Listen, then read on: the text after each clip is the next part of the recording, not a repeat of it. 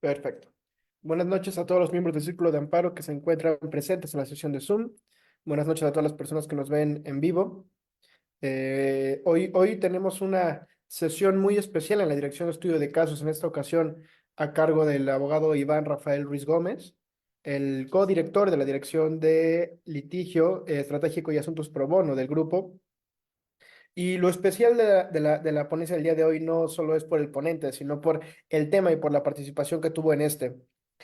Como algunos sabrán, recientemente el Círculo de Amparo consiguió, por parte de la dirección que preside Iván, un precedente en contra de el uso de la pirotecnia por parte de autoridades. No quisiera dar un poco más de explicaciones porque para eso viene uno de los principales responsables de ese trabajo, que si no me equivoco fue el Amparo 1587. Eh, entonces, pues Yes. bueno, no me queda nada más que dejarte la palabra, Iván. Muchas gracias por participar en la sesión de hoy y adelante. No, nada, Leo, al contrario, muchísimas gracias a ti por la invitación. Siempre es un privilegio para mí poder compartir este espacio con los integrantes de Círculo y también a través de las redes sociales también de Círculo de Amparo. Muy bien, pues el día de hoy hablaría un poco sobre el tema de el amparo que se promovió en contra de la detonación de fuegos pirotécnicos, específicamente en el municipio de Tehuacán. A manera de antecedentes, en el año 2019 se emitió una reglamentación municipal en donde formalmente se establecía la prohibición para la detonación de fuegos pirotécnicos. En esta reglamentación, pues básicamente se establecía cuáles eran los daños que se generaban a la salud y también al medio ambiente a causa de la detonación de estos productos. Esto fue incluso con motivo de un consenso que se llegó junto con ambientalistas y a la cual se comprometieron diversas autoridades, sobre todo, obviamente, del orden municipal, en donde se supone que se tenía establecido, por una parte, la prohibición formal y por otra parte, la instauración de procedimientos administrativos seguidos en forma de juicio, en los cuales, en caso de advertirse la comisión de un hecho con apariencia de infracción, lo procedente era iniciar esta investigación y en ser de determinarse que en efecto existía una infracción a esta normativa, se aplicaban sanciones que podrían ser pecuniarias o bien en especie, como podría ser incluso medidas de reforestación. Entonces, digamos, tenemos este parámetro, tenemos este contexto en donde diversas autoridades ya se habían comprometido, ya habían reconocido este estándar de protección en favor de el municipio de Tehuacán, de los habitantes del municipio de Tehuacán. ¿Y qué es lo que pasa?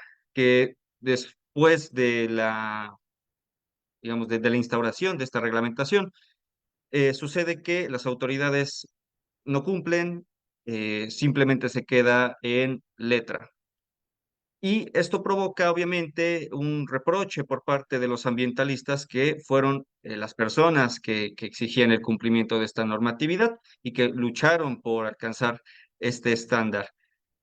Entonces, es ahí cuando se llega a una instancia legal en donde se atribuyen a diversas autoridades, sobre todo del orden municipal, la omisión de cumplimiento a esta reglamentación y también un punto que nos interesaba era llevar a cabo también el tema de traer a Secretaría de Desarrollo Sustentable del orden estatal, en donde ellas estaban, esta secretaría está facultada también para investigar hechos de crueldad animal. Y de hecho, la propia ley de bienestar animal reconoce a la detonación de pirotecnia o de fuegos pirotécnicos como un acto de crueldad contra los animales. Entonces, toda vez que la propia normatividad establecía eso, la vinculamos al juicio de amparo para que también se pudiera estudiar si había una omisión por parte de estas autoridades. ¿Quién promovió? Bueno, la promovente de este juicio fue una persona moral que se dedicaba a la defensa de los animales y también a la promoción del derecho al medio ambiente y que tenía su residencia en el municipio de Tehuacán, al igual que los integrantes de esa persona moral. Entonces, digamos que este es el primer punto en donde nos detenemos, relativo a quienes pueden exigir el cumplimiento de diversa normativa eh, a través del juicio de amparo. Como sabemos, los derechos de carácter socioeconómico, derechos de tercera generación, como se prefiera denominar, tienen esta naturaleza en la cual existe una pluralidad de personas que gozan de este derecho y que incluso acceden a él a través de diversos criterios. En el caso del medio ambiente sano, tenemos el criterio del entorno adyacente y los servicios ambientales que se adquieren a través de este. Por otra parte, tenemos el tema de el papel de las personas jurídicas, el papel de estas asociaciones que se conforman a efecto de defender estos derechos de carácter difuso. Y entonces, digamos que tenemos un derecho muy especial por su propia conformación, por su propia forma de estudiar, lo que son los derechos socioeconómicos, los derechos DESCA, eh, que permiten esta titularidad, esta pluralidad de titulares.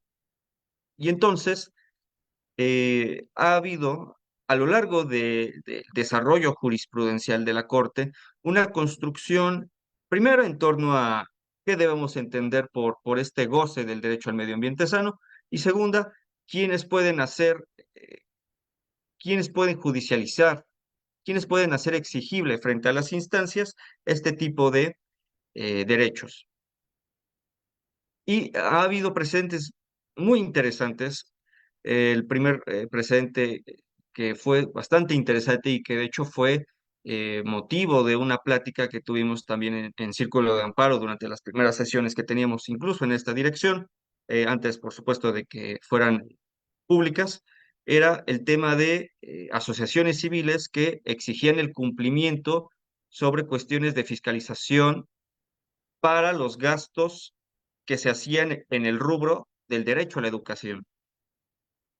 Un precedente muy interesante en donde pudimos observar que las asociaciones, a través de su objeto social, están en esta particular posición, en este especial posicionamiento frente al ordenamiento jurídico que los dota de un estándar de legitimación cualificado que permite esta exigibilidad frente a terceros, a efecto de lograr la observancia de diversas normativas. Y es a través de estos precedentes que hemos ido eh, investigando que se, se logró establecer que una persona moral puede promover juicio de amparo en uso del interés legítimo cuando su objeto social se encuentre destinado a ello. Corte ha sido muy enfática, sobre todo incluso en materia del derecho al medio ambiente sano.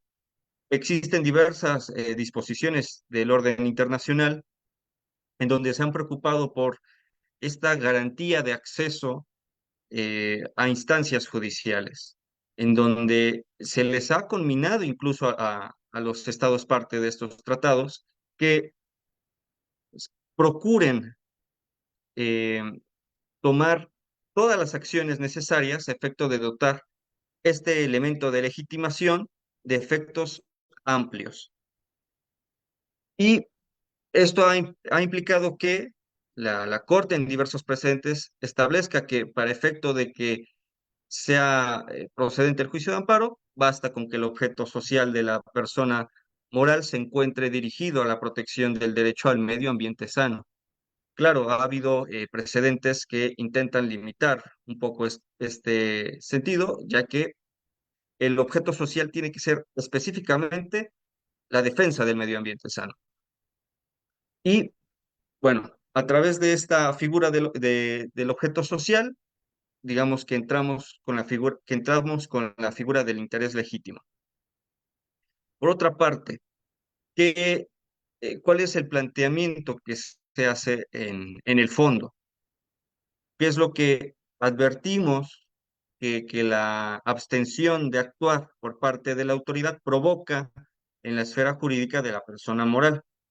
Porque hay una pluralidad de situaciones que pueden presentarse ante la omisión de observar esta legislación que prohíbe la pirotecnia. Y entonces teníamos diversas perspectivas.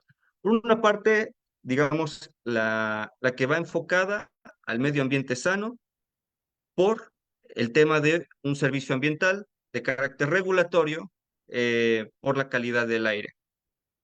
Los servicios ambientales, digamos, están sometidos a un estudio continuo a efecto de poderlos clasificar y poder dotar de mayor certeza a, a los justiciables sobre qué servicios ambientales son los que poseen. Y es algo en lo cual la comunidad jurídica a nivel internacional se preocupa mucho. Digamos que para hacerlo lo más sencillo posible, hay tres tipos de servicios ambientales: de regulación, de provisión y de carácter cultural. De regulación usualmente se enfocan en admitir que el ser humano eh, provoca también ciertas afectaciones en los ecosistemas y por lo tanto tiene que comprometerse a adecuar estándares, a comprometerse a ciertos parámetros a efecto de lograr temas como la calidad del aire, el tema el nivel de sonido que provocan determinados objetos de carácter antropogénico, y también tenemos el tema de los servicios ambientales de carácter o de provisión.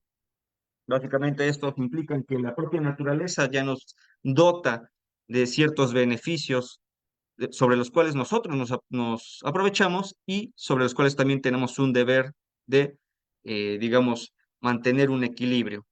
Y los que quizás son los más inexplorados, los servicios ambientales de carácter cultural, identificados como ciertas prácticas o ciertos símbolos de carácter religioso, símbolos de carácter social, que nos dota nuestros ecosistemas, que nos dotan nuestros ecosistemas y que, digamos, tienen mucho, incluso, eh, mucho paralelismo con el tema del derecho al acceso a la vida cultural, ¿no? Al derecho de acceso a la cultura, ¿no?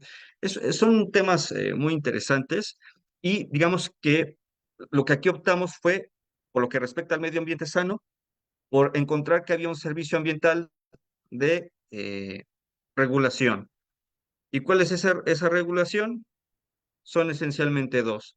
Es control de objetos de origen antropogénico, es decir, que son hechos por el hombre y que pueden afectar la calidad del aire y, por supuesto, el nivel de sonido que generan los fuegos pirotécnicos. Entonces, de un estudio muy breve también, establecimos que la detonación de fuegos pirotécnicos implica la emisión de gases tóxicos para la salud del ser humano y también para la salud de los seres animales no humanos. Y asimismo, el tema del ruido, que implica también un perjuicio a la salud del ser humano y también de los animales. Entonces, esa es una primera perspectiva que se plantea en el amparo. Digamos, una perspectiva antropocéntrica, en un primer lugar, sobre que esta vulneración al medio ambiente implica también un detrimento a nosotros como seres humanos.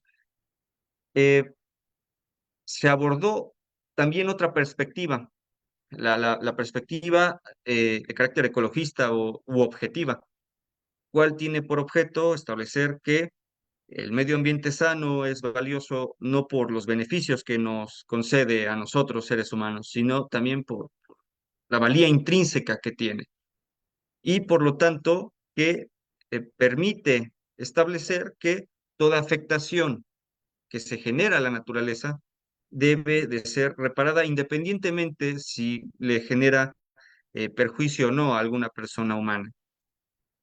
Y entonces nos preocupaba también el tema de vincular a los animales y vincular la discusión sobre que a final de cuentas hay intereses de una especie no humana contra, eh, como lo es el interés a la salud y hasta al bienestar, ¿no? de los animales por el tema de la calidad del aire y también de los sonidos, sobre todo implicando especies como aves, ¿no? Circundantes a la detonación de fuegos pirotécnicos, o claro, digamos, animales que están más domesticados, como los perros o los gatos. Y nos preocupaba el tema de vincular el tema de los animales. ¿Qué fue lo que se estableció? Bueno, que a final de cuentas, acorde con incluso diversos doctrinarios, es necesario transitar a un esquema en el cual primero se parta de que debemos de abandonar la perspectiva de cosa, de entidad por parte de los animales. Incluso el tema del pensamiento racionalista sobre los animales está muy arraigado, incluso a los programas de estudio, a través del derecho civil, se sigue contemplando a los animales como dentro del terreno de las cosas, es decir, como objetos de apropiación. Eh, y provoca que se perpetúa una visión en la cual eh, los animales son instrumentos al servicio del ser humano. Esto es una discusión ni siquiera jurídica del orden filosófico, desde Descartes, que fue uno de los principales racionalistas que postulaba que los animales eran meras máquinas para el servicio del ser humano.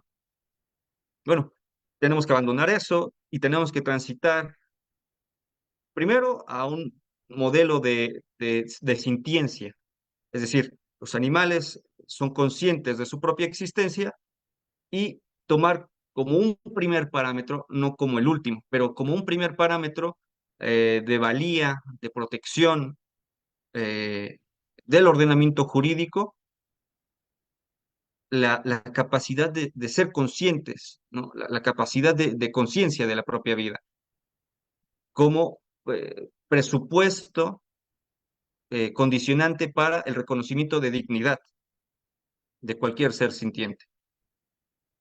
Les digo, es el primer acercamiento. Hay una discusión también sobre si esto es justo o no, ¿verdad? Porque en función de qué está la conciencia de los seres, en función de un sistema nervioso que permite la apreciación o la posibilidad de percibir sensaciones como el dolor, la angustia o la felicidad.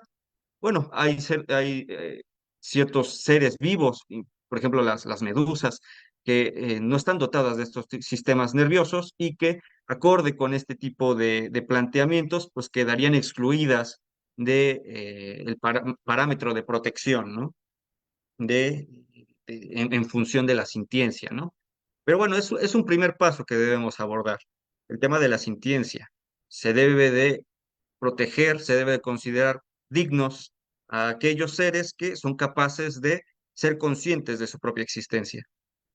Y de esta forma, si son dignos de existir, son dignos de protección, entonces tienen intereses y esos intereses deben ser protegidos.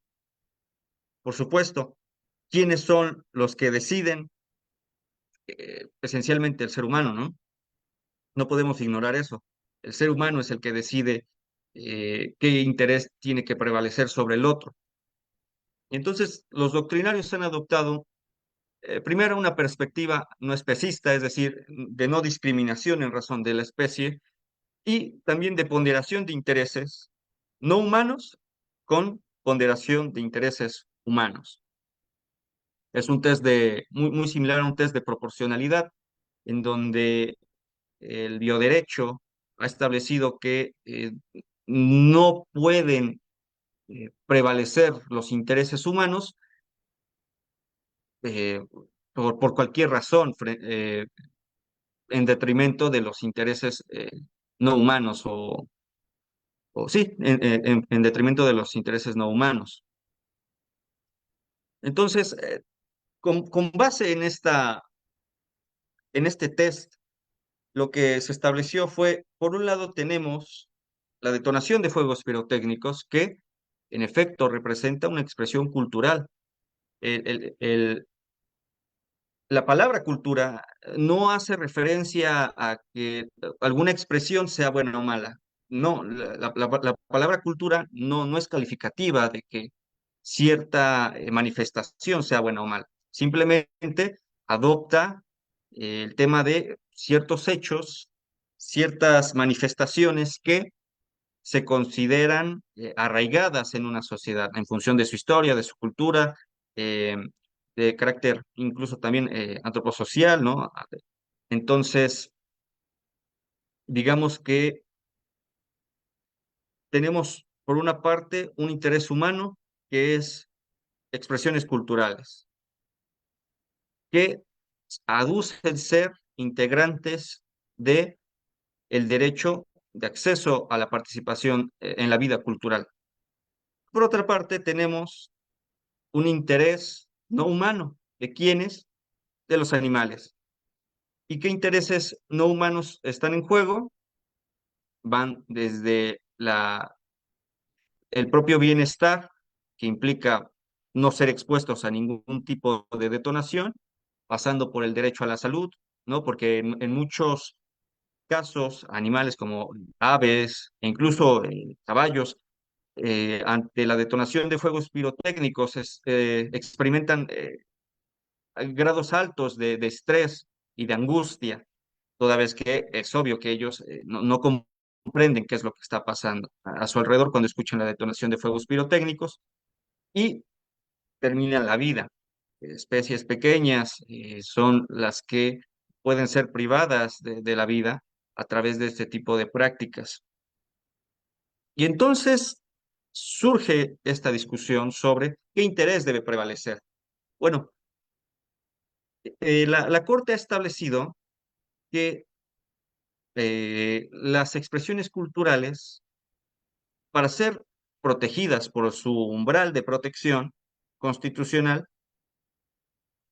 eh, no deben de contraponerse a ningún otro derecho integrante del sistema normativo. Y si es así, entonces digamos que la discusión se va haciendo más específica, porque entonces el primer paso que se tiene que hacer es determinar si la expresión de detonación de fuegos pirotécnicos realmente está amparada por el umbral de protección del derecho a la cultura.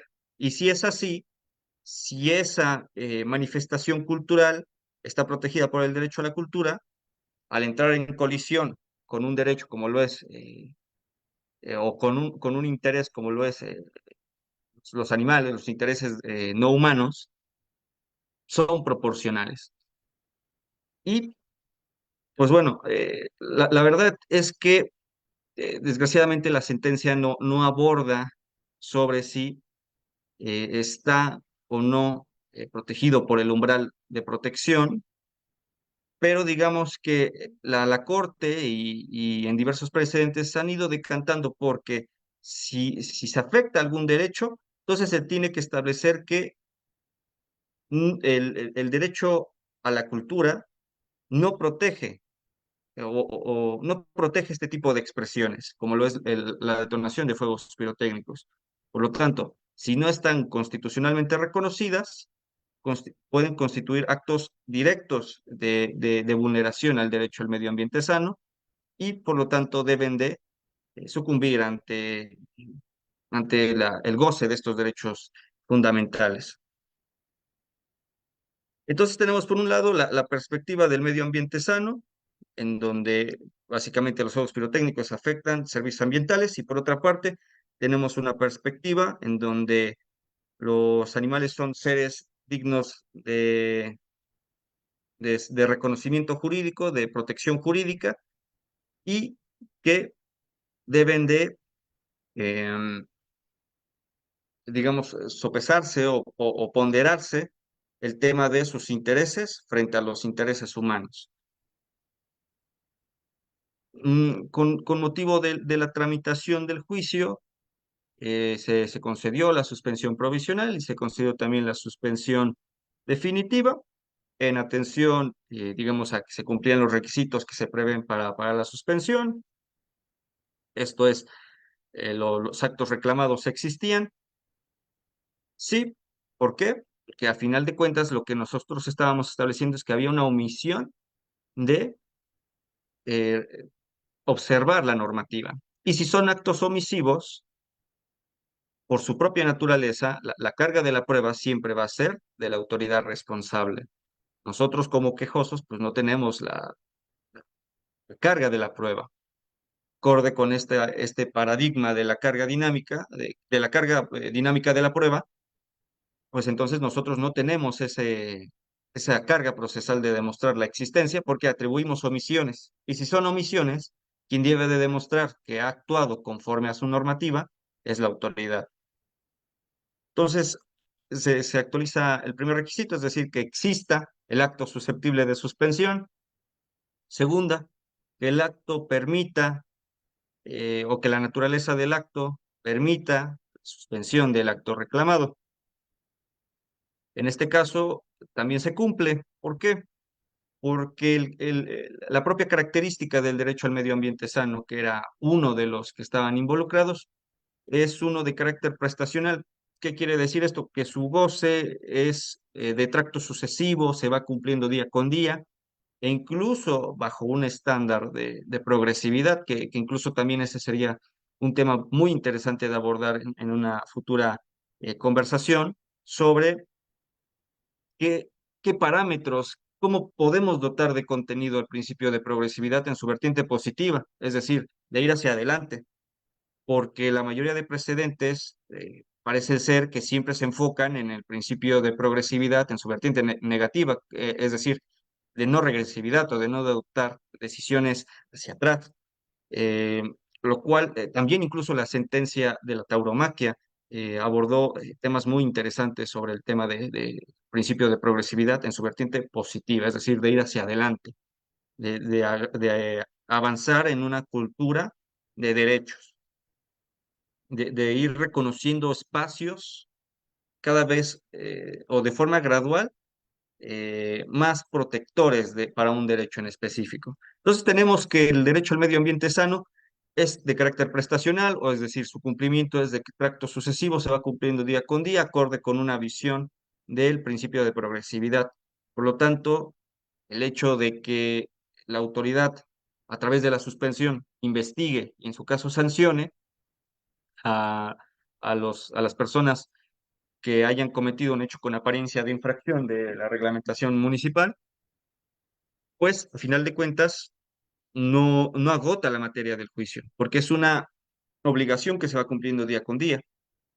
Entonces, es ahí en donde la naturaleza propia del acto reclamado permite establecer que no es una omisión simple, no es una omisión que con investigar y sancionar ahí se acaba la materia del juicio. No, es una omisión que tiene a final de cuentas actos o efectos positivos. ¿Y cuál es?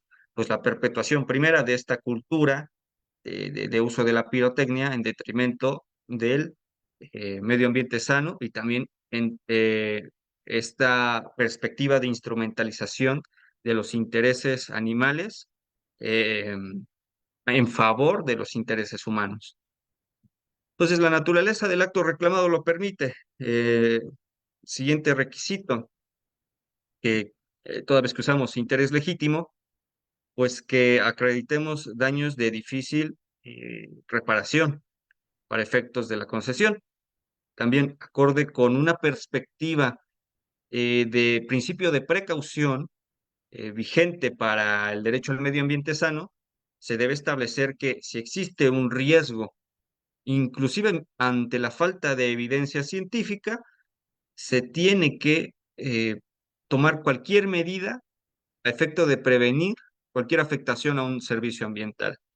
Entonces, digamos que es interesante porque este requisito para la suspensión, en tratándose de un derecho tan especial como lo es el medio ambiente sano, tiene que observar este tipo de principios, no tiene que observarse el requisito de la suspensión de forma aislada, se tiene que analizar en función del derecho que se está tratando, algo que incluso considero que debió adoptarse al momento en el cual se habló sobre la suspensión en la Suprema Corte de las corridas de toros. Parece que omitieron el tema de eh, el principio de precaución obliga a los órganos jurisdiccionales a adoptar una perspectiva de tomar siempre las precauciones necesarias para evitar cualquier afectación a un servicio ambiental, inclusive si no hay evidencia, primera, que el acto de autoridad afecta a ese servicio ambiental y en segunda, que el servicio ambiental en efecto depara beneficios para los quejosos. Es decir, ante la falta de esas dos evidencias de carácter científico, no se puede adoptar esos dos criterios para efectos de tomar medidas restrictivas en el goce del derecho.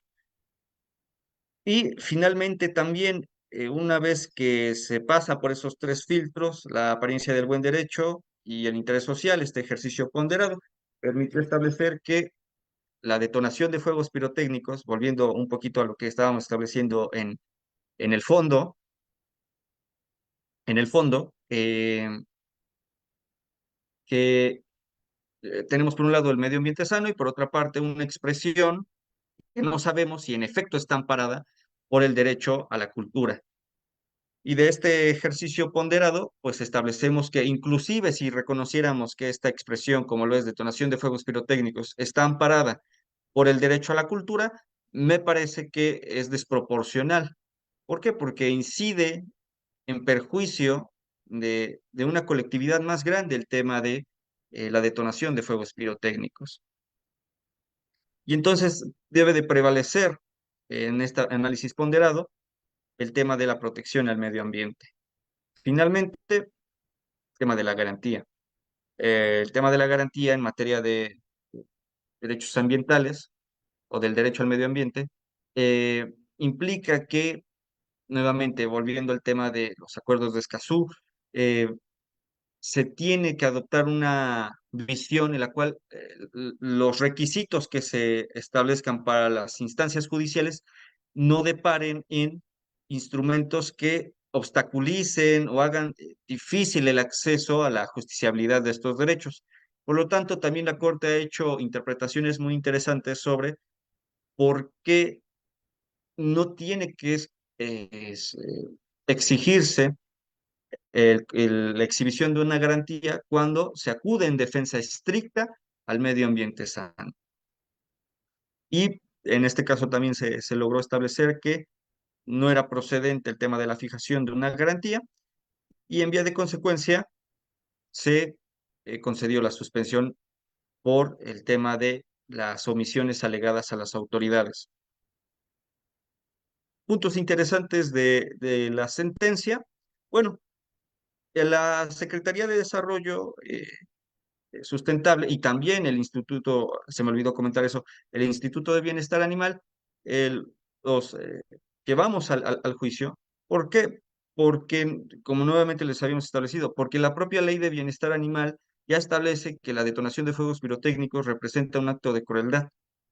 Y si es un acto de crueldad y la Secretaría y el Instituto de Bienestar son los entes y dependencias facultados para investigar y en su caso sancionar cualquier acto de crueldad para con los animales, entonces tenía que investigar estos hechos.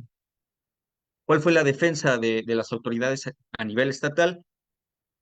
Fíjese qué interesante y lo importante de ver el tema de las perspectivas que tenemos sobre los animales y cómo se tiene que ir dando estos espacios de protección a los animales. Porque ellos establecieron que únicamente ellos tenían facultad para investigar hechos de crueldad animal cuando estaba acreditado el propietario de algún animal. Es decir, si podíamos establecer o podíamos vincular al propietario con el hecho de crueldad, era procedente la investigación, ¿no? O sea, lo identificaban como que lo que protegía la ley de bienestar animal es la propiedad, ¿no? Es decir, que te voy a sancionar porque estás haciendo actos de crueldad para con tu perro, para con tu gato, para con tu ave, ¿no?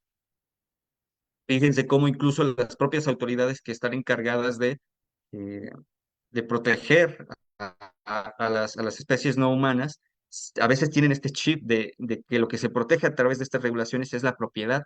Y no, aquí les establecimos el planteamiento de que la ley de bienestar animal no protege la propiedad, la ley de bienestar animal no considera, incluso en su propia definición, establece que los animales son seres sintientes. Entonces, adopta la perspectiva de la sintiencia de los animales, a efecto de considerarlos dignos de protección jurídica, y por lo tanto, establecimos que independientemente de que estuviera o no individualizado el propietario de algún animal, si porque también establecían que era o que él cometiera el acto de crueldad animal o que él directamente lo denunciara, ¿no? ¿En contra de qué animal? Del suyo. O sea, si yo sé de algún animal que está sufriendo crueldad, pero no es mío, y tampoco sé quién es el dueño, eh, bajo su interpretación de ellos, no procedería a la investigación de estos hechos, porque no sabemos quién es el dueño y no sabemos quién es este, el que está cometiendo el acto. Si el que está cometiendo el acto es el dueño del animal, ¿no? O sea, nuevamente esta perspectiva de que solamente se tiene que proteger la propiedad, ¿no? El animal como propiedad. Y no, se estableció que eso no es cierto. La ley de bienestar animal protege a estos seres independientemente, primera, si tengan dueño. Y segunda, si pertenece a un tipo de animal doméstico, a un tipo de animal silvestre. Todos son reconocidos en la ley de bienestar animal como seres con protección jurídica. Y también, eh, digamos que no se tiene que identificar entonces a los propietarios y estaban obligados a investigar estos actos. Cuestión que afortunadamente también el juzgado de distrito supo observar y también concedió el amparo respecto de las autoridades estatales a efecto de que ellas investiguen estos hechos de crueldad animal, independientemente de si sepan o no eh, quiénes son los dueños, ¿no? A final de cuentas, eso es materia de la investigación, determinar o individualizar al sujeto que se advierte como el probable partícipe de un hecho con apariencia de infracción.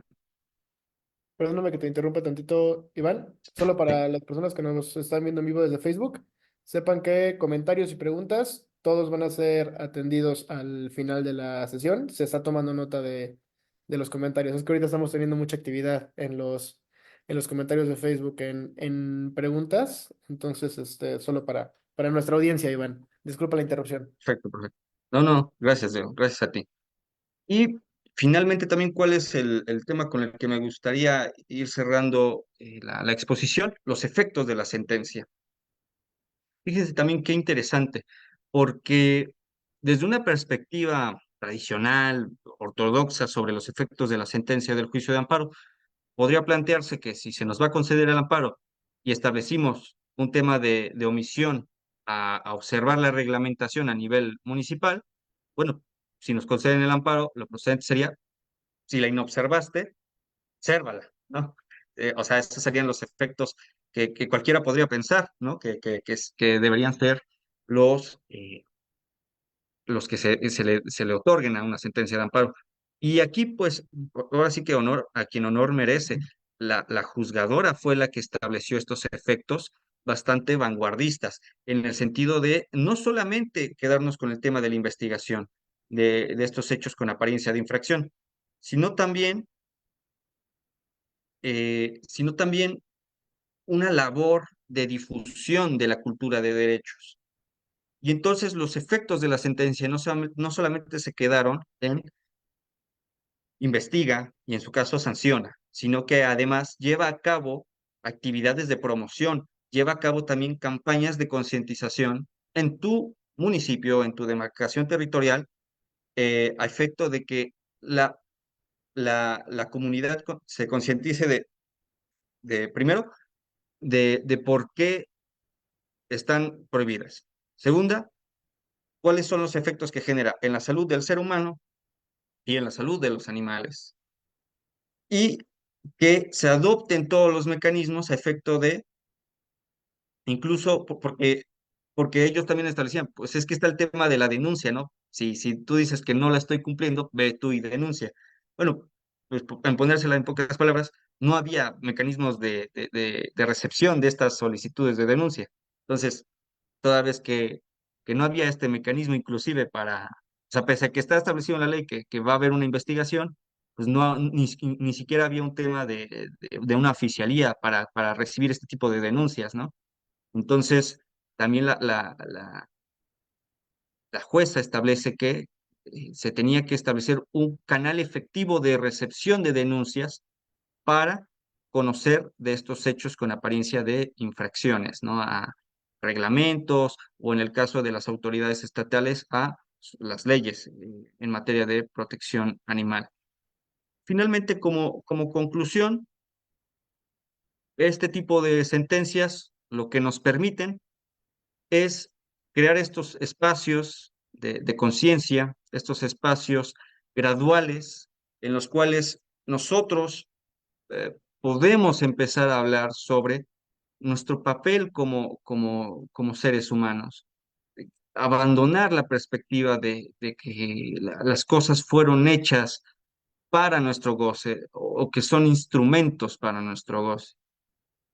Y lo comprendo, hay muchos otros terrenos en los cuales falta mucha lucha y falta mucha concientización. La industria alimentaria, por supuesto, que es el principal tema que preocupa a los animalistas más recalcitrantes. Y están en lo correcto, ¿no? Son luchas que son urgentes, pero que me parece que a través de estos pequeños pasos que se van dando, se van creando estos espacios de concientización para discutir primero si los intereses humanos, recreativos, culturales, pueden afectar otros intereses no humanos como la vida o la salud. Y después de eso, poder ir avanzando en temas como el derecho a la alimentación, ¿no? Como bien lo establezco a través de la industria alimentaria. Entonces, por eso son importantes este tipo de sentencias y es importante también que la gente se acerque a las instituciones para ir discutiendo sobre si estos pequeños espacios en donde es más sólida la convicción de una mayoría sobre que está mal, si se adopta esta posición y se concientiza a la sociedad, podemos ir generando espacios de discusión cada vez más amplios y animarnos a crear discusiones cada vez más complejas, ¿no? Final, eso sería todo de mi parte, Leo. Te agradezco mucho el tiempo brindado en la dirección. Muchísimas gracias, Iván. No, el gusto es nuestro. Es un privilegio tener a alguien de tu nivel argumentativo, exponiendo ni siquiera un estudio de un caso aparte, sino hablando desde la propia experiencia y habiéndolo conocido desde la forma en la que lo hiciste. Creo que es muy enriquecedor. Espero poder presidir o escuchar más sesiones en las que los miembros del equipo de litigio nos compartan los planteamientos. Pues como lo anticipé hace unos momentos, tenemos muchos comentarios, algunas preguntas desde Facebook. Espero que también hayan algunos de aquí de la dirección. Yo personalmente tengo algunos, más que nada técnicos. Vamos a leerlos. Ah, ok, en primer lugar, hay problemas más graves de contaminación auditiva. Gaby Galván nos dice, en el Estado de México está declarado como patrimonio cultural inmaterial, así que sí está protegido por la legislatura. No sé si estoy hablando de el tema de los animales o de la pirotecnia. Estoy ahí un poco perdido. Es que todos estos comentarios fueron saliendo durante la ponencia. Ah, vivimos en una ciudad en la cual el tráfico genera más ruido que un cohete. Ah, mira, aquí hay una pregunta. Rubén Moctezuma Pantoja nos dice, ¿me podrá contestar una pregunta? Está un poco larga, Iván. El amparo es un recurso legal que se utiliza para proteger los derechos y libertades de las personas frente a actos u omisiones de autoridades o particulares que puedan vulnerarlos. En el caso de una prohibición de pirotecnia, una persona o grupo que se vean afectados por dicha prohibición podrían intentar interponer un amparo para impugnarla. Para interponer un amparo ante la prohibición de pirotecnia, generalmente se debe seguir un proceso legal que puede variar según la jurisdicción y las leyes locales. Es importante buscar asesoramiento legal especializado en derecho administrativo o constitucional para determinar la viabilidad y los pasos a seguir en este tipo de casos. Es fundamental tener en cuenta que las prohibiciones relacionadas con la pirotecnia suelen estar motivadas por razones de seguridad pública, protección del medio ambiente o bienestar animal, entre otras. Por lo tanto, al interponer un amparo, se deberá argumentar de manera sólida y fundamentada por qué consideras que la prohibición vulnera tus derechos o libertades constitucionales. Recuerda que esta información puede variar dependiendo de la legislación de cada país o región, por lo que te recomiendo consultar con un abogado especializado en el tema para obtener tu asesoramiento legal específico según tu situación. No vi la pregunta ahí, pero bueno, no sé si quieres hacer algún comentario con esta precisión que nos hace el señor Rubén Sí, Moctezuma. sí, claro. Pues a final de cuentas, en primer lugar, como bien lo escuché, ahí está el tema de declaraciones de patrimonio, ¿no? Habría que ver el tema de quién ejerce la declaratoria de que es patrimonio cultural, porque ya la Corte en diversos precedentes ha establecido que los estados no están facultados para hacer estas declaraciones, ¿no? De patrimonios culturales inmateriales, ¿no? Y en segunda, respecto al comentario más que pregunta, como bien lo estableces, pues sí, en efecto, es un tema de consultar siempre con los especialistas y también estar siempre en constante plática con con la gente que conoce más de estos temas, ¿no? Nosotros ahora sí que abordamos este tema, lo adoptamos conforme a los conocimientos que nosotros tenemos en el juicio de amparo, usamos la teoría que nos permiten los animalistas conocer, de forma también a lo mejor muy general de nuestra parte y que, por supuesto, que siempre es necesario estar en contacto, ¿no? Con personas que están inmiscuidas en estos temas, ¿no? Recuerdo hace poco que un ambientalista nos comentaba sobre su preocupación de vincular el tema de la protección animal con el medio ambiente sano porque, y se comprende, porque podríamos establecer que entonces la protección animal está en función nuevamente de un tema antropocéntrico, es decir, que, que los animales únicamente tienen que ser protegidos porque a nosotros nos benefician y por lo tanto su protección de ellos estaría en función de qué tanto a nosotros nos beneficia una especie en particular. Sí, Lo cual, como nuevamente lo establezco, los animalistas es algo que propugnan que eso es, digamos, podría ser un primer paso, pero que no es la meta. La meta es reconocer primero que los animales son seres sintientes, que gozan de protección jurídica y posteriormente transitar a un paradigma de que son sujetos o son centros de imputación de derechos y obligaciones en Argentina y en Chile se ha avanzado sobre el tema y han llegado a reconocer que los animales son personas no humanas, es decir, son centros de imputación para el derecho. Claro, la discusión es, bueno, si es una persona, tiene derechos y obligaciones, los derechos cómo los ejerce, quién es el representante, quién lo defiende en juicio. las obligaciones, ¿cómo Eh, se les exigen? Claro, claro, ¿no? Como le exige un pagaré, ¿no? A este perro, ¿no? Entonces, por supuesto que es un tema de un régimen especial que se ha contemplado para, para las personas no humanas, ¿no?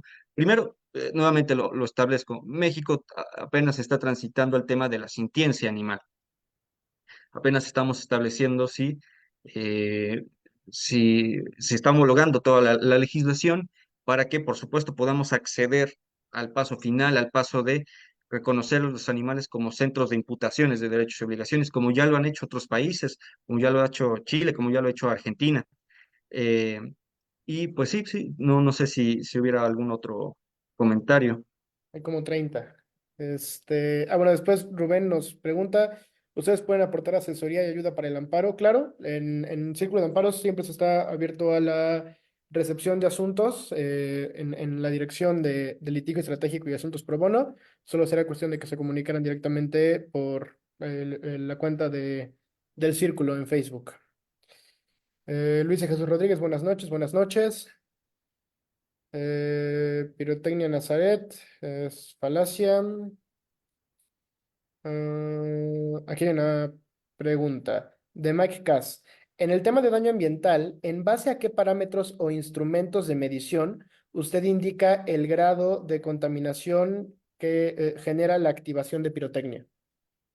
Claro, digo, incluso hay diversas normativas, hay diversas norms incluso que establecen cómo tiene que haber este tema de ciertas radiofrecuencias, ¿no? Para el tema de la detonación de fuegos pirotécnicos. La verdad es que a través del amparo, ¿qué fue la particularidad de este asunto?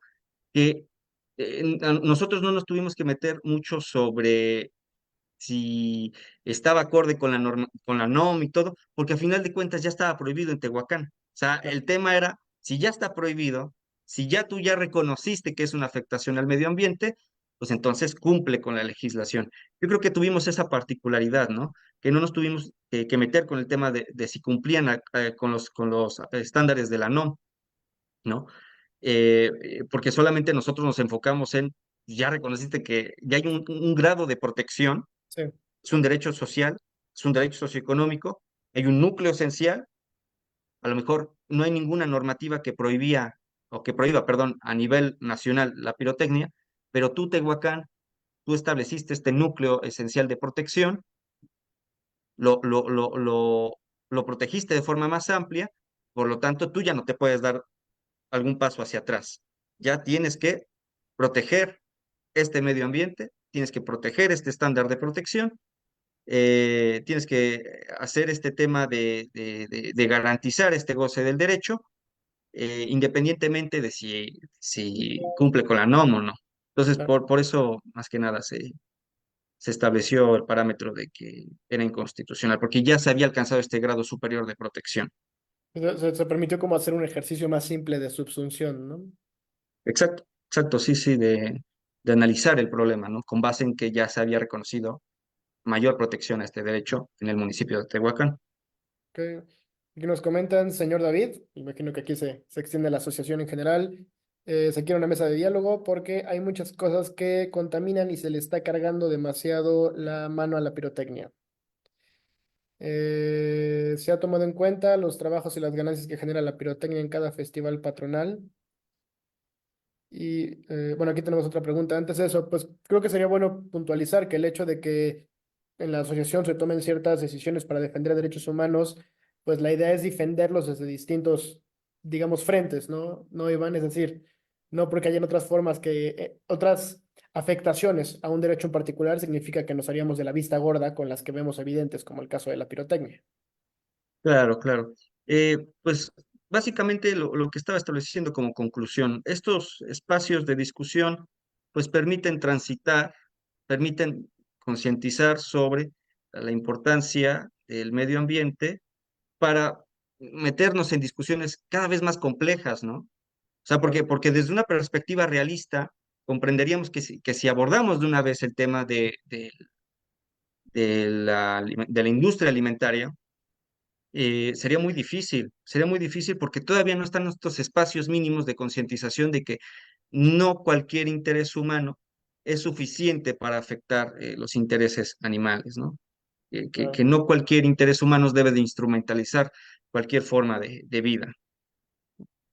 Me parece que se hacen las luchas donde hay un foro, ¿no? Donde sí se está teniendo este espacio a combatir. Otra pregunta de Rubén Moctezuma. Ante la crueldad ante los animales, ¿el dueño es culpable por tener a los animales encadenados, encerrados y secuestrados ante sus dueños por no dejarlos libres cuando les cortan las cuerdas vocales, orejas y cola. Creo que va más o menos así. Todas estas conductas son Actos de crueldad animal. Sí, correcto, sí. correcto. Claro, claro, sí. La ley de bienestar animal fija un estándar. E incluso es interesante porque fija estándares de protección o de bienestar animal en general, que implican un espacio adecuado en el cual se puedan desarrollar ellos, una alimentación acorde, ¿no? Con su raza, con su especie, y también un entorno que permita, incluso ha habido discusiones, que permita su desarrollo entre comillas, de felicidad, de dignidad, ¿no? Entonces, la ley de bienestar animal incluso protege esto. Y conforme los ejemplos que está dando la persona, sí, me parece que son actos de crueldad animal, sin duda alguna. Y que en caso de considerar que es así, nuevamente se los establezco, la Secretaría de Desarrollo Sustentable y también el Instituto de Bienestar Animal, pues son los entes que son los competentes para recibir cualquier tema de denuncia por infracciones a la ley de bienestar animal. Perfecto, muchas gracias.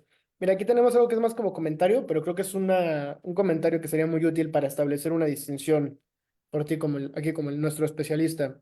Xavi Montoya nos comenta, entonces, si hablamos de proteger, hay que prohibir el uso de los vehículos porque hay muchos perros muertos debido a causa del uso de ellos.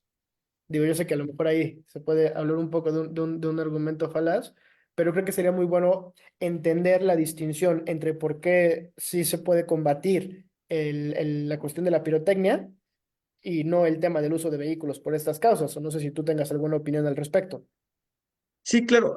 Además, son argumentos que son planteados con bastante recurrencia y que, acorde con incluso la lógica formal, se les conoce a este tipo de argumentos como falacias de hombre de paja o falacias incluso Ad absurdum, de, ¿no? ad absurdum, exacto. Es decir, que creamos una visión deteriorada, de distorsión sobre el argumento que está estableciendo la persona, lo ridiculizamos, como bien lo estableces, y proponemos o establecemos una conclusión ridícula, ¿no? Eh, pues, en efecto, el tema de las emisiones de ruido y también de gases por parte de los automóviles están sometidos también a una legislación, que es incluso el propio objeto del tema de la verificación vehicular, ¿no? Eh, los servicios ambientales, por ejemplo, en este caso, como lo es de regulación, reconocen que hay espectros en donde el ser humano interviene en el ecosistema y que ante, digamos, la creciente urbanización de la sociedad, se tiene que procurar regular lo más posible cualquier afectación de carácter antropogénico. Una cosa es que, que no se encuentre regulado, lo cual en este caso sí está regulado lo que él está estableciendo, pero otra cosa muy distinta es, bueno, ¿y se cumple? ¿Se ha establecido alguna instancia para hablar sobre si en efecto las autoridades encargadas, por ejemplo, de la verificación vehicular están ejerciendo correctamente sus funciones? Ahí me parece que podríamos reconducir su argumento, ¿no? Que en efecto, no un tema de prohibición, sino un tema de verificar si las autoridades encargadas de proteger estos servicios de regulación de ciertas actividades de carácter antropogénico respetan los estándares que han emitido las autoridades a través de normas oficiales mexicanas, ¿no?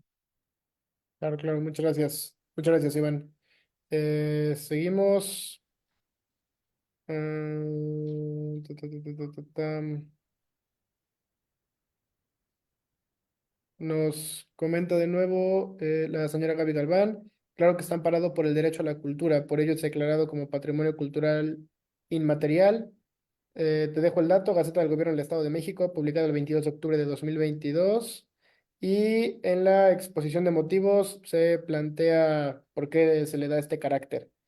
De hecho, la misma Constitución Política en el artículo cuarto garantiza el derecho de toda persona al acceso y disfrute de la cultura, así como el ejercicio de sus derechos culturales. Me parece que esto va refiriéndose a la pirotecnia. Claro, claro. Nuevamente el argumento que establecía al principio, los estados, las entidades federativas, por mucha declaratoria que hagan de que algo es patrimonio inmaterial, nuevamente ya la Corte ha establecido, no están facultadas las entidades federativas para hacer declaraciones de patrimonios inmateriales, ¿no? De- de la humanidad, ¿no? Entonces, ante ese argumento, pues plantearía eso, ¿no? Aunque lo haya establecido, establecer que el Estado o alguna entidad federativa no puede hacer este tipo de declaraciones. ¿Con qué caso ocurrió? Con el caso de los toros. Claro. Ahí está el precedente. Oye, y a mí me gustaría añadir, ya que trae a colación el tema de la interpretación del cuarto constitucional, que en primer lugar, todos los derechos humanos tienen restricciones, no hay derecho humano absoluto, y Absoluto. por supuesto, la cultura no es la excepción aquí. Yo diría que la cultura encuentra límites y más cuando en su ejercicio se pudiera afectar derechos de los animales, pues me parece que es un caso evidente en el que se encontraría una restricción al derecho humano a la cultura. No sé tú qué consideres. Claro, claro, nuevamente, es esto lo que estaba comentando, ¿no? La primera discusión es si está amparado por el umbral de protección del derecho al acceso a la cultura. Si es así, no basta con que esté bajo este régimen de protección. Además, debe de, si restringe otro derecho humano, esa restricción debe ser proporcional. ¿Qué implica que sea proporcional? Pues que sea idónea, necesaria y que los beneficios que se obtengan en el goce del derecho sean superiores a los perjuicios que le depara el derecho humano restringido. En este caso, que los beneficios de acceso a la cultura que depara la detonación de un fuego pirotécnico sean superiores a los perjuicios que depara para el medio ambiente sano, ¿no? Me Claro, parece que ahí está la discusión y que me parece que ahí debe de prevalecer el medio ambiente sano. eh, y además también tenemos el otro estándar de proporcionalidad en relación de intereses, intereses humanos e intereses de origen no humano. Tenemos un interés humano de carácter recreativo y económico, por así decirlo también, ya que establecieron el tema de las familias que se dedican a esto, en detrimento de temas desde el bienestar, la salud y la vida de especies no humanas, ¿no? ok. Entonces aquí está juego. Qué bueno que tocas ese tema porque sí, se había hecho un comentario por parte de hecho, del propio señor Rubén Moctezuma, que nos había hecho varias preguntas hace unos momentos, donde hacen comentarios respecto de la sociedad que fungió como quejosa y alegando la afectación al desarrollo económico de algunas personas que se dedican a la pirotecnia. Pero bueno, ya, qué bueno que lo abordas. Francisco Muñoz nos pregunta, ¿cuál es el panorama constitucional con relación a estos precedentes? ¿Cuál es el panorama? Bueno, en primer lugar, respecto de interés legítimo, tenemos como panorama diversas tesis jurisprudenciales en donde se admite la posibilidad de que personas jurídicas defiendan el derecho al medio ambiente sano. ¿A través de qué? A través de su objeto social, esa es una. Por otra parte, respecto al fondo, tenemos el tema de que las expresiones culturales, a través de precedentes en donde se ha estudiado el tema del derecho a la libre autodeterminación de los pueblos, eh, cómo se ha abordado el tema de que no cualquier expresión cultural tiene cabida en el marco constitucional y también el tema de ponderación entre derechos, ¿no? Los derechos no son tema de subsunción, son tema de ponderación, acorde Claro, con la teoría constitucional moderna. Entonces, eh, ese es otro parámetro y también, ¿qué otro contexto tenemos? El contexto de la suspensión, el contexto de la suspensión como una medida que permite anticipar, que permite obtener efectos equiparables a las de una sentencia definitiva, a los 3 o 4 días de la promoción de una demanda de amparo, cuando se advierte que, acorde con la naturaleza del acto reclamado y el ejercicio ponderado, se puede conceder la suspensión, ¿no? Perfecto. Ese, Muchas digamos, gracias. sería el contexto general en el cual se enmarca la... Ah, y por supuesto, ¿no? El tema de progresividad en el tema específico de Tehuacán. ¿En qué sentido? En que ellos ya habían reconocido Claro. que estaba prohibida. O sea, nosotros no llegamos a prohibir. Eso es un Sí. punto muy específico. Nosotros no la prohibimos. Ya estaba prohibida. Lo que no se respetaba ya era la legislación. Es eso. Sí, no se hizo nada más que pedir el respeto a la Ya no ley que... podían dar, exacto, ya no podían dar pasos hacia atrás. Incluso si la quisieran derogar, ya no pueden dar pasos hacia atrás. Claro. Isla Geraldi nos dice felicidades, Iván, que viva la defensa de los seres sintientes, que vive el activismo ambiental. Muchas gracias, Isla. Muchas gracias. Iván Velázquez aplaude. Gaby Galván reitera el tema de la facultad de los estados para la declaratoria de patrimonio y lo cita la UNESCO, que no es cualquier cosa, según nos comenta la señora Galván. Eh, ta, ta, ta, ta, ta, ta, ta, ta. Carlos Armando dice, ¿de qué manera haces a un lado la ley de usos y costumbres, teniendo en cuenta que la pirotecnia es parte de ella? Nuevamente, recalcarlo,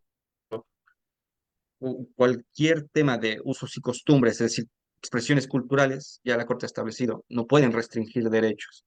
No cualquier expresión cultural tiene un sustento constitucional. Claro, Y si lo tiene, no puede afectar desproporcionalmente otro derecho, porque no es absoluto. por supuesto. Mm, mm, mm, mm, mm. Estoy buscando las preguntas, perdón. Pirotecnia Nazaret nos dice, discúlpeme, pero ¿cómo puede ser un cachorro una persona no humana? Lo acaba de decir, es una incoherencia.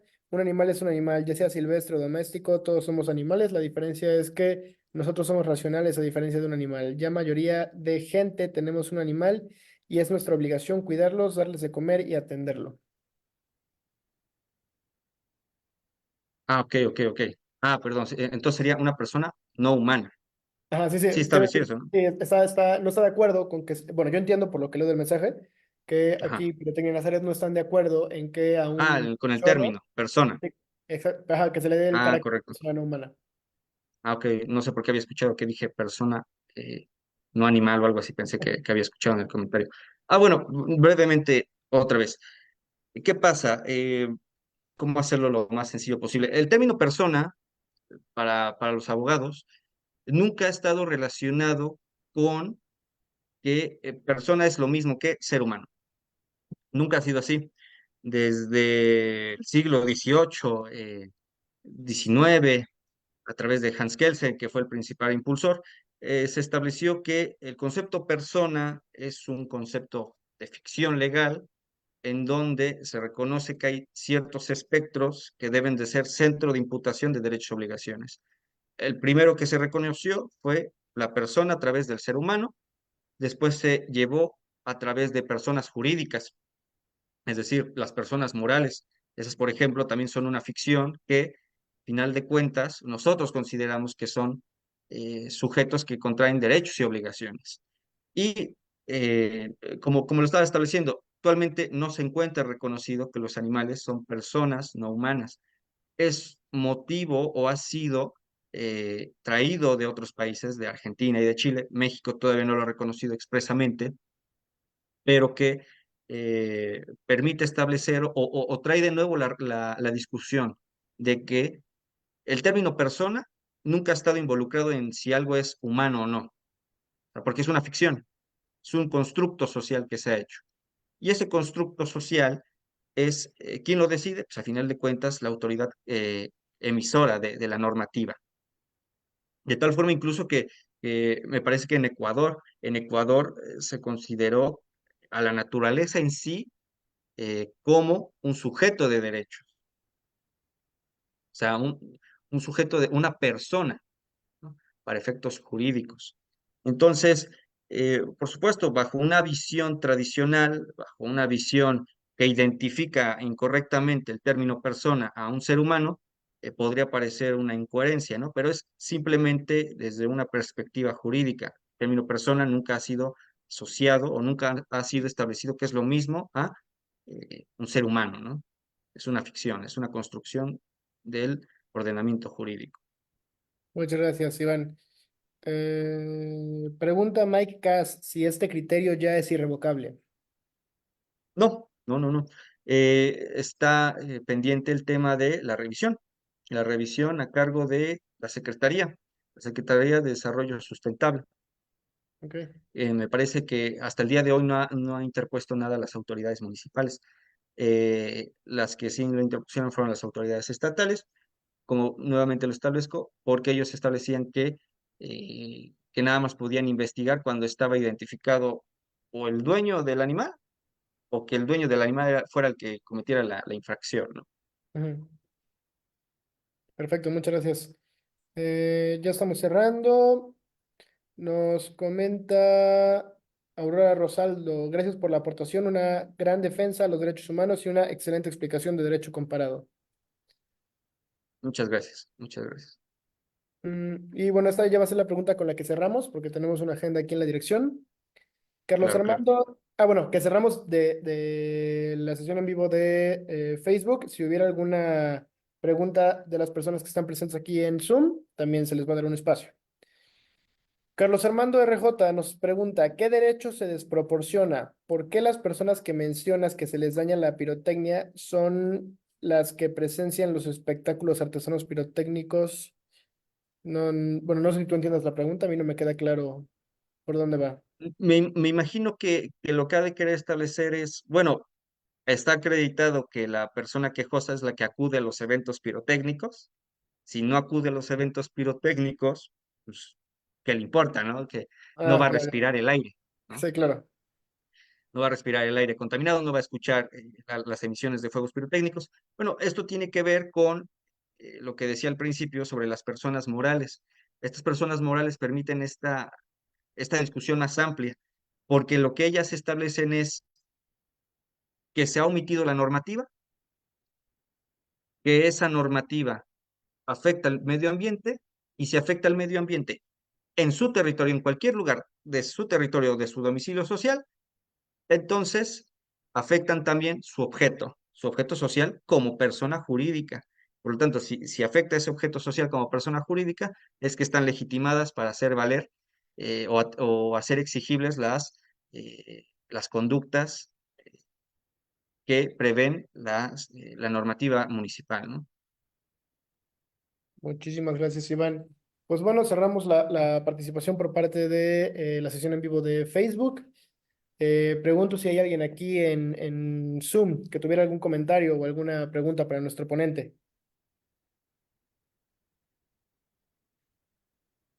Pues en lo que se llegaran a plantear, yo tengo una que es más técnica, que aquí situaciones que salieron un poquito del análisis del asunto, pero hablabas de la garantía.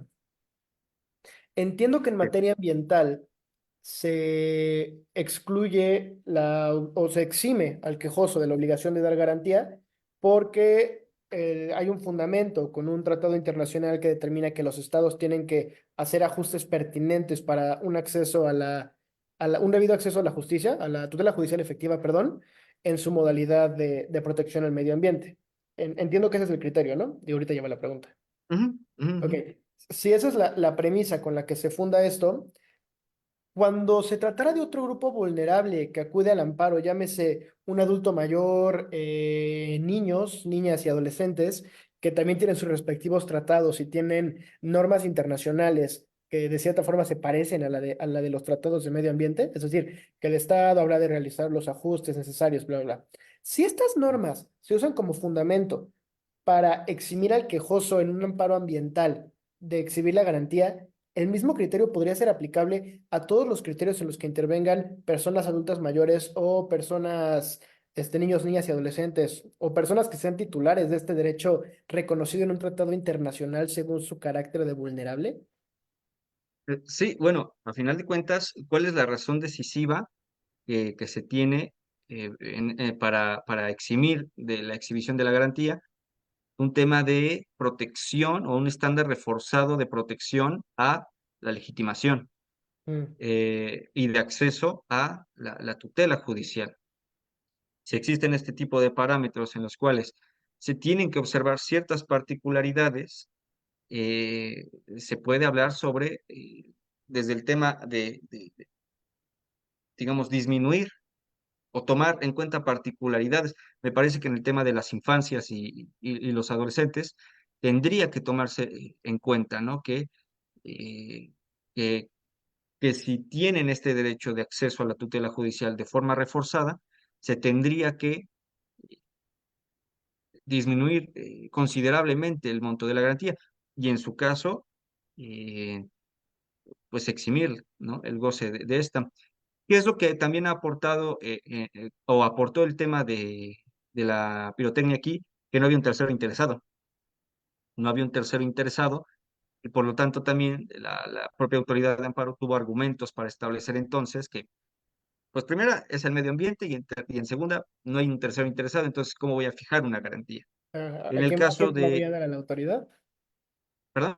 O sea, a quién se le daría? ¿A la autoridad? Claro, ese es el tema, ¿no?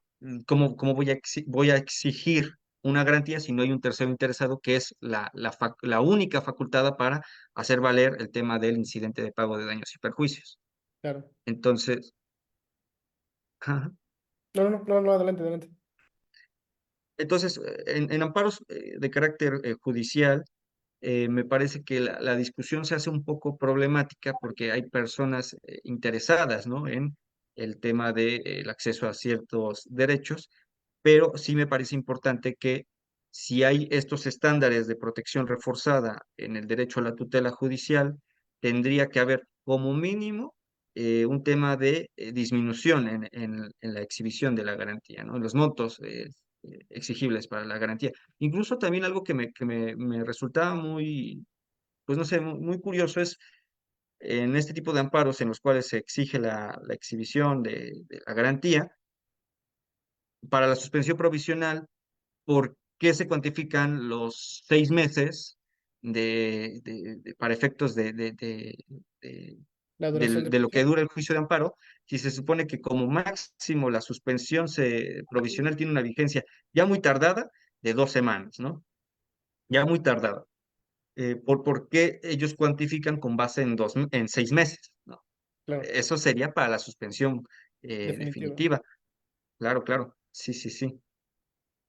Entonces, Perfecto. me parece que en este tipo de asuntos, como mínimo, cuando hay un tercero interesado, lo que sí debe de hacer es ver si se puede disminuir este monto en atención a esta protección reforzada que tienen estos dos grupos vulnerables que tú estableces.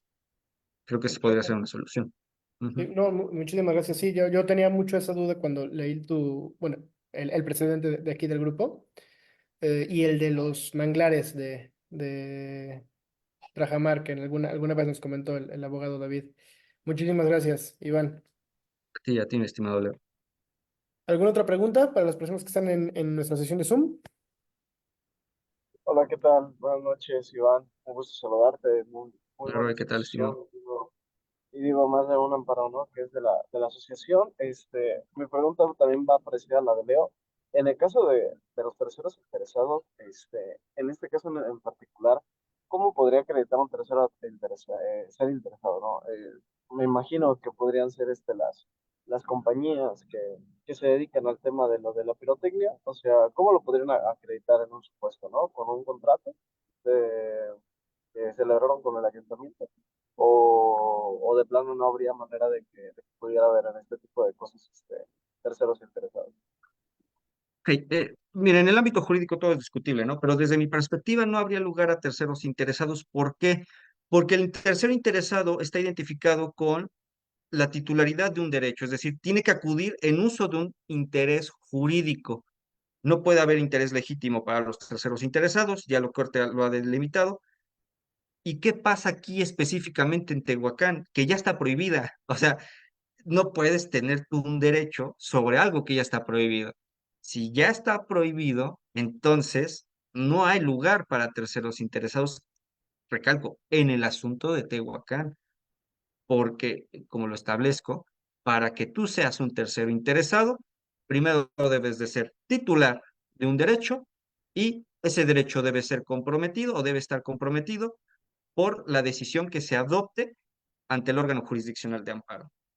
Entonces, me parece que en el caso específico de este amparo no habría lugar para terceros interesados, como serían los vendedores de pirotecnia, porque lo vuelvo a repetir, está prohibido.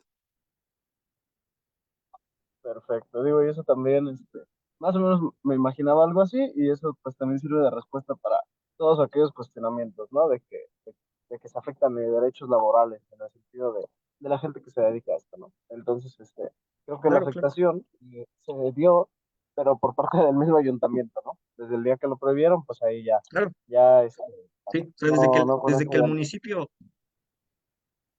exacto, exacto, desde que el municipio lo prohibió, el municipio propio fue el que les negó la entrada a los personas que se dedican a la comercialización de este tipo de productos, ¿no? O sea, el propio municipio fue el que les impidió la entrada a este tipo de juicio, ¿no? Sí, entonces, pues ahí está la respuesta para todos aquellos que piensan que es círculo de amparo a los animalistas, pues no, están muy alejados.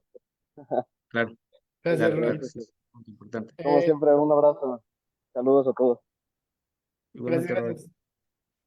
Adelante, abogado David.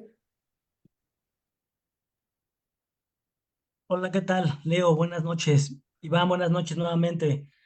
Un Buenas gusto noches, Martín. saludarlos y bueno, pues estar aquí presentes compartiendo la ponencia de nuestro compañero Iván, donde habla precisamente de este precedente que además de interesante es, bueno, es de la asociación, ¿no? Entonces, es muy importante.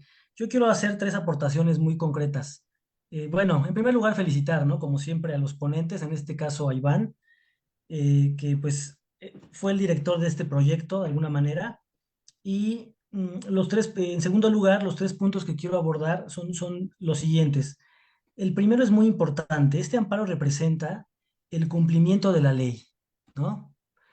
Como bien dice Iván, el caso de Tehuacán. O sea, el caso de Tehuacán habla del Estado de Derecho, ¿no? Es un amparo a favor del Estado de Derecho. ¿Por qué? Porque se cumple la ley. Ya había una prohibición, pero al gobierno no le importaba esa prohibición, ¿cierto? O sea, esa es la premisa. Ya había una prohibición que es pública, está en un reglamento, todos la podemos ver, pero al gobierno no le importaba. El gobierno simulaba que no existía esa norma. Y el gobierno simula en muchas ocasiones, ¿no? Que hace cosas o que no hace cosas. Es un ejemplo. Este amparo evidencia esa simulación de gobernar, ¿no? Entonces, realmente representa la restauración del Estado de Derecho, ¿no? El cumplimiento de la ley. Eso es en primer lugar. Y en segundo lugar, ¿no? Representa un acto de protesta este amparo, ¿no? Precisamente por parte de este grupo de activistas en materia ambiental que ante la indiferencia, ante la simulación política de la autoridad, deciden acudir al juicio de amparo para restaurar el cumplimiento de la ley.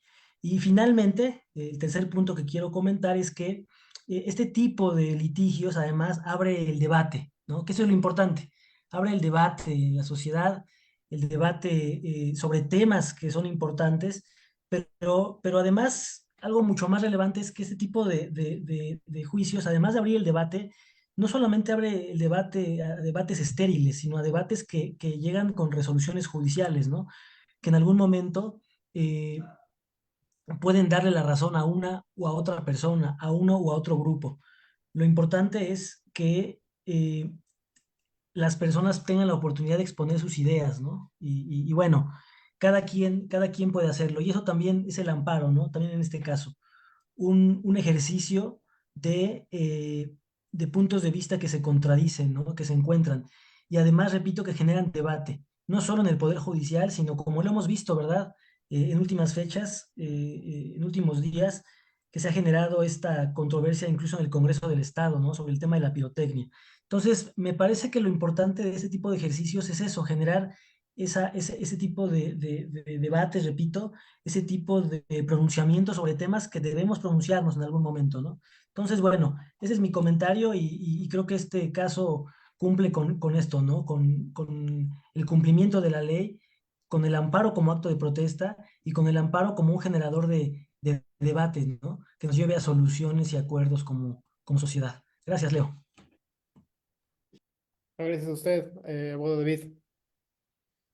Eh, Iván, ya iba a cerrar, pero me surgió una duda con lo último que dijo Roy, pero antes, no sé si tengas algún comentario respecto a lo que nos aporta el abogado David.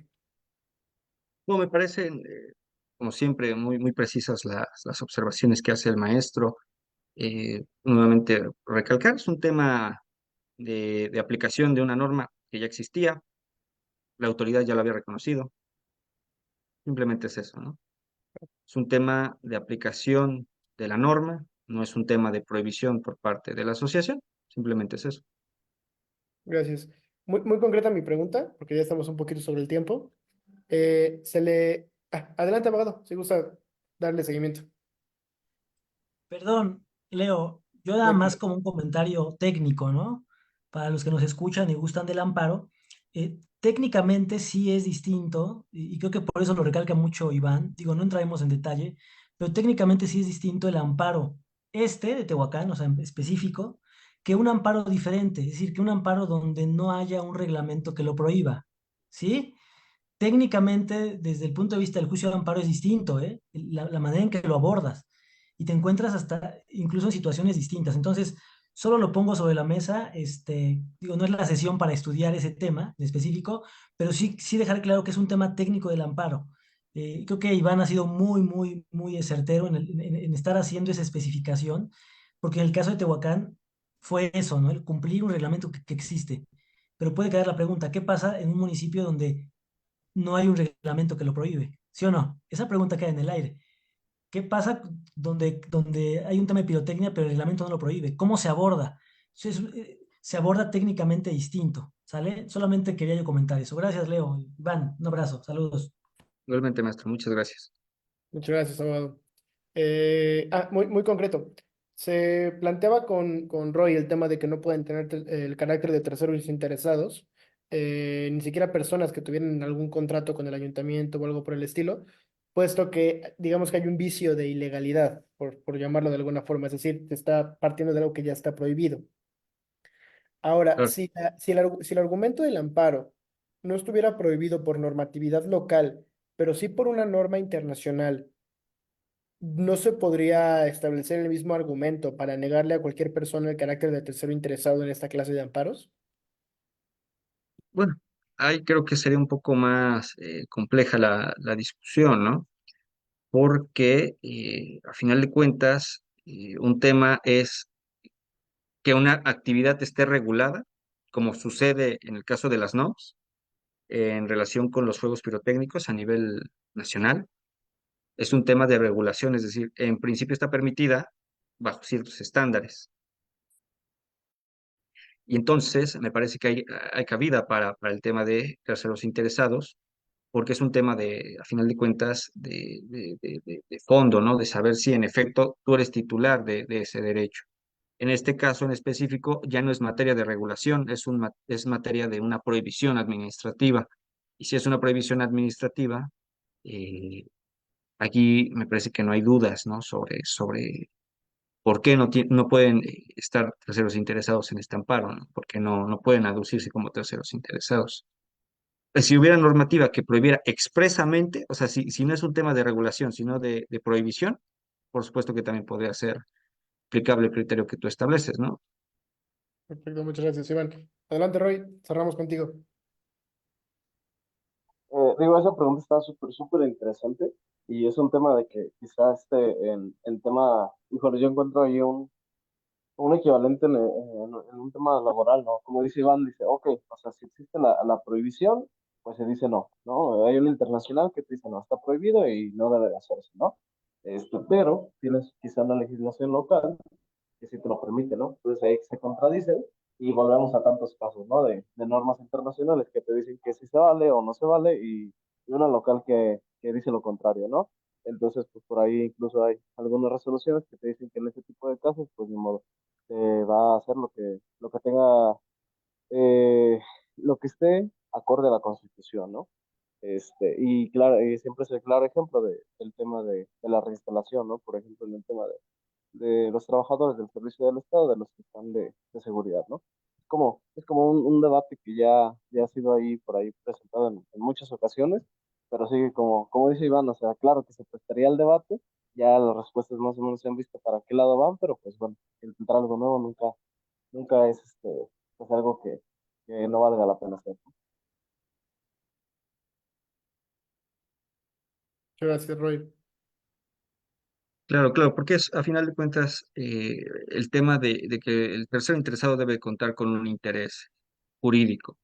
Y en amparos incluso administrativos, a nivel doctrinal siempre se aborda el tema, ¿no? De que es muy difícil encontrar el carácter de un titular de un derecho subjetivo en amparos administrativos, ¿no? Es muy fácil identificarlos en amparos de carácter judicial o de carácter jurisdiccional, pero en el caso del amparo administrativo se difumina mucho, ¿no? Eh, pero en este caso me parece que la respuesta es definitiva, es no, es una conducta prohibida por parte de la normativa. Entonces, ¿qué titularidad tú puedes establecer sobre algo que está prohibido, ¿no? Perfecto, muchísimas gracias, Iván. Ah, perdón, te interrumpí. No, no, no, no, no, muchas gracias. No creí que ya habías acabado. Pues bueno, en este momento agradezco a todas las personas que nos sintonizaron desde la sesión en vivo de Facebook, a todas las personas presentes en la sesión en vivo de Zoom a lo largo de la ponencia. Creo que fue una ponencia muy activa en cuanto a la sesión de preguntas y respuestas. Me parece que tus planteamientos siempre son muy enriquecedores, Iván. Enriquecedores, Iván. Te lo agradezco mucho. Es un gusto tenerte en este espacio. Esperamos volver a contar con tu participación muy pronto, ya sea con precedentes de la propia asociación o con precedentes que consideres que sean de relevancia. Más de suspensión del acto reclamado, que a mí personalmente me gusta mucho cómo lo explicas. Te lo No, agradezco mucho, Iván, a todos los presentes y te doy la palabra. no, al contrario, Leo, muchas gracias por el espacio. Y creo que el Círculo de Amparo está creado para esto, o sea, es un espacio para el diálogo, ¿no? Eh, este tipo de temas, por supuesto que siempre van a levantar discusiones, pero es que es eso lo que hace enriquecedora a una sociedad, ¿no? A- escuchar al otro, ¿no? Abordar sus perspectivas, abordar sus visiones, ¿no? Y poder discutir sobre por qué a nivel jurídico, ¿no? Se puede hacer algo o no. Entonces, me parece que cuando la sociedad no está interesada en algún tema, me parece que es ahí la verdadera tragedia, ¿no? Parece que la verdadera tragedia es eh, cuando el ser está totalmente apolitizado, está totalmente ajeno a cualquier discusión, ¿no? Entonces, me parece que este tipo de discusiones son muy saludables porque ayudan a este diálogo retroalimentativo, ¿no? Perfecto, Iván, muchísimas gracias. Muchísimas gracias por tu cierre, por tu participación y por tu tiempo. Muchas gracias a ti, Leo. En este momento damos por cerrada la sesión quincenal de la Dirección de Estudio de Casos del Círculo de Amparo. Agradezco la asistencia de todos y que tengan excelente noche.